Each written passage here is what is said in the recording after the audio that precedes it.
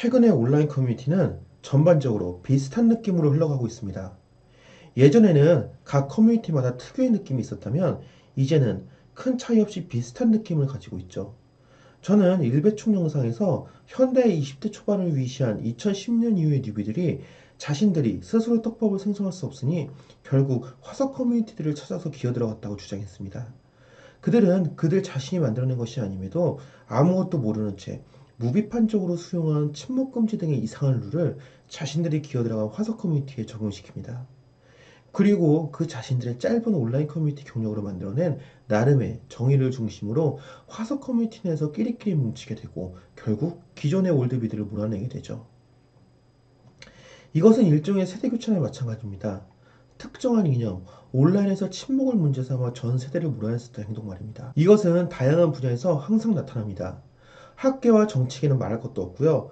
최근에 화제가 된 약투 역시 마찬가지죠. 전 세대를 약물 중독자로 몰아내보내는 것 말입니다. 이 두 가지 사건을 침묵, 약물이 옳고 자시고의 문제로 받아들이는 것은 매우 잘못된 접근입니다. 이런 것들은 세대가 교체되기 직전에 벌어지는 일종의 촉매형 꼬투리 잡기로 보는 것이 정확하다고 봅니다.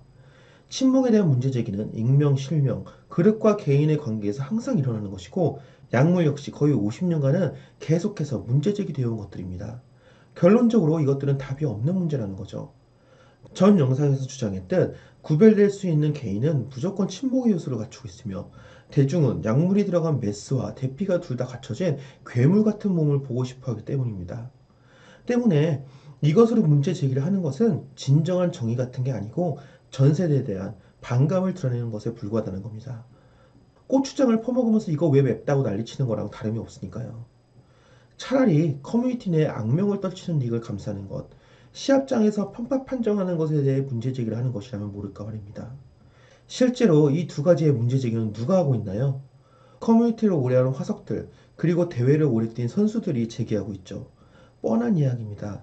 속성 자체가 그런데 그걸 비판한다면 아예 처음부터 쳐다도 보지 말았어야 합니다. 하지만 실제로 그런 정의들을 외치는 그들이 결과적으로 어떤 포지션을 가지고 있는지를 자세히 보세요.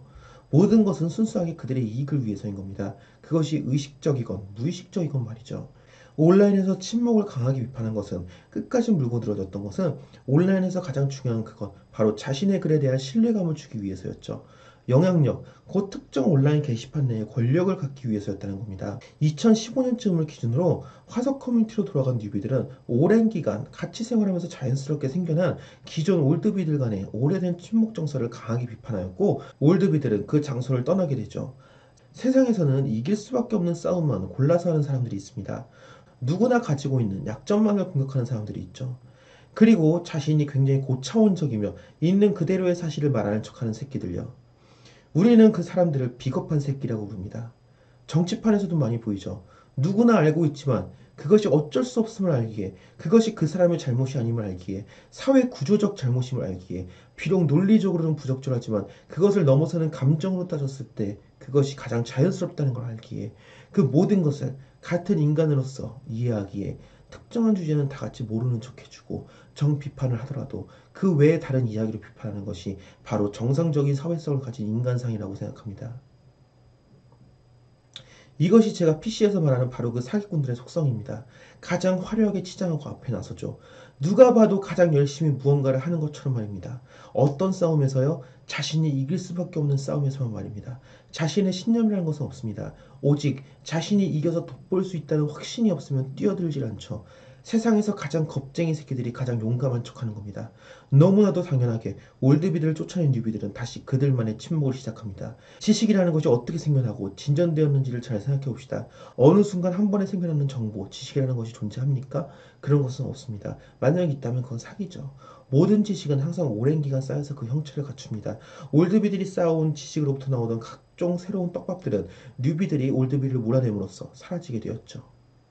설상가상으로 뉴비들은 실제적으로는 침묵을 함에도 불구하고 규범적으로는 침묵금지 룰을 적용시켜 서로 간에 더 깊은 대화를 막았습니다. 때문에 인간관계, 온라인 사회 자체로부터 나오던 다양한 내부 떡밥들 역시 멈추게 되었죠. 결국 새롭게 커뮤니티를 탈환한 뉴비들은 떡밥을 외부로부터 찾게 됩니다. 할 말이 없으니까요. 이들이 이런 외부로부터의 떡밥을 추구하던 것은 사실 지금이 처음이 아닙니다. 시작 자체부터 쓸데없이 남의 게시물을 퍼가서 보관하던 일베는 그 좋은 예가 될 것입니다.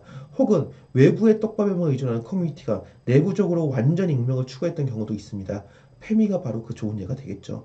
이들이 찾은 외부 떡밥은 유튜브나 인스타, 페북과 같은 SNS들이었습니다. 거기서 활동하는 사람들은 많은 수가 기존의 2, 3, 4 올드비들이었고 뉴비들 역시 그 사실을 알고 있었죠. 그리고 그들 간의 인간관계에서 나오는 떡밥들은 과거의 커뮤 자체에서 생성된 내부 떡밥처럼 이용되었죠. 뉴비들의 가장 큰 착각은 모든 이야깃거리와 지식들이 인간관계 없이 나오질 않는다는 것을 몰랐다는 겁니다. 결과적으로 이 2010년 이후의 뉴비들은 온라인에 그들 자신의 제국을 세우기 위해 전 세대를 욕하고 쫓아냈지만 결국 그들은 떡밥 생성 능력이 없었기 때문에 본래 2, 3, 4 올드비들에게 다시 매이게 되었습니다. 결국 이것은 올드비와 뉴비 사이에 근 10년간에 걸친 서열 정리가 완료되었다는 것을 뜻합니다. 뉴비들로 인해 점령되었던 각 커뮤니티들은 떠나간 올드비들의 개인적인 활동들을 중심으로 거대한 하나의 통합 커뮤니티처럼 형성되어지고 있습니다. 각 커뮤니티 집단들이 만들어내는 창의적인 관습은 더 이상 발전하지 않고 그들이 바라보는 유튜브와 SNS의 개개인이 각 커뮤니티를 대표하게 되는 과정 중에 있다는 겁니다. 이것은 매우 가슴 아픈 일입니다. 가장 자유로운 곳에서 가장 억압적인 방식으로 스스로를 속박한 온라인 유저들은 결국 다시 한번 계급을 만들고 그것을 당연하다는 듯 받아들이고 있습니다. 특이하게도 올드비가 아닌 뉴비 자신들이 말입니다. 역사적으로 비슷한 일이 수천 번 있었죠. 귀족을 몰아낸 후 자신들의 대표자로 다시 귀족을 세우는 일 말입니다. 얼마나 한심하고 답답한 일입니까? 하지만 그게 인간 역사입니다. 아마도 오랜 시간 이것은 지속될 것으로 보입니다. 온라인 환경이 어떻게 스스로 이 악순환을 탈출할 방법을 찾을지 너무나도 궁금합니다.